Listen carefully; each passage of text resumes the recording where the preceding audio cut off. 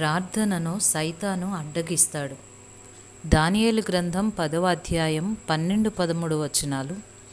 దానియేలు, భయపడకుము, నీవు తెలుసుకొనవలనని నీ మనస్సును అప్పగించి దేవుని ఎదుట నిన్ను తగ్గించుకొని నా మొదటి దినం మొదలుకొని నీవు చెప్పిన మాటలు వినబడినవి కనుక నీ మాటలను బట్టి నేను వచ్చి తిని.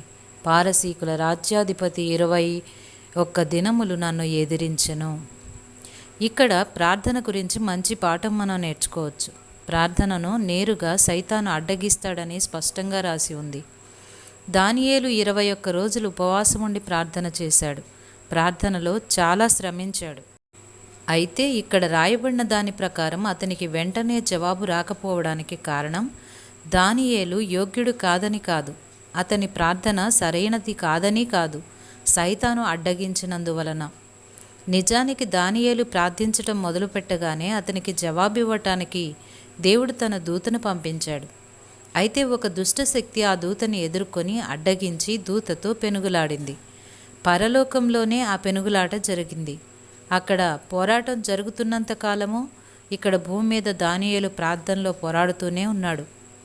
ఏలయనగా మనము పోరాడునది శరీరులతో కాదు గాని ప్రధానులతోనూ అధికారులతోనూ ప్రస్తుత అంధకార సంబంధులకు లోకనాథులతోనూ ఆకాశ మండలమందున్న దురాత్మల సమూహములతోనూ పోరాడుచున్నాం. పూర్తిగా 3 వారాల పాటు దానియేలుకు జవాబు రాకుండా సైతాను అడ్డుపడగలిగాడు. దానియేలు దాదాపుగా ఆశ వదిలేసుకున్నాడు. దానియేలును పూర్తిగా అణగద్రొక్కేయాలని సైతాను అనుకుని ఉండవచ్చు. అయితే మనం భరించగలిగిన దానికంటే ఎక్కువ శోధన మన మీదకి రానివ్వటం దేవునికి ఇష్టం లేదు. చాలామంది క్రైస్తవుల ప్రార్థనలు సైతాను మూలంగా నిర్వీర్యం అవుతుంటాయి. అయితే మీ విశ్వాసం, ప్రార్థనలు అలా పేరుకుపోతూ ఉంటే మీకే లాభం. ఉన్నట్టుండి ఒక్కసారిగా వరదలాగా ప్రవహించి జవాబుని లాక్కొస్తాయి. అంతేకాక అదనంగా కొన్ని ఆశీర్వాదాలు వాటితో పాటు కొట్టుకొస్తాయి.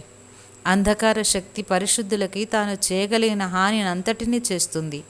అయితే ఎక్కువ ఒత్తిడులు, శోధనలు సహించిన ఆత్మే అతి విలువైనదిగా రూపుదిద్దుకుంటుంది. అలాంటి వారిని పరలోకం నిర్లక్ష్యం చెయ్యదు.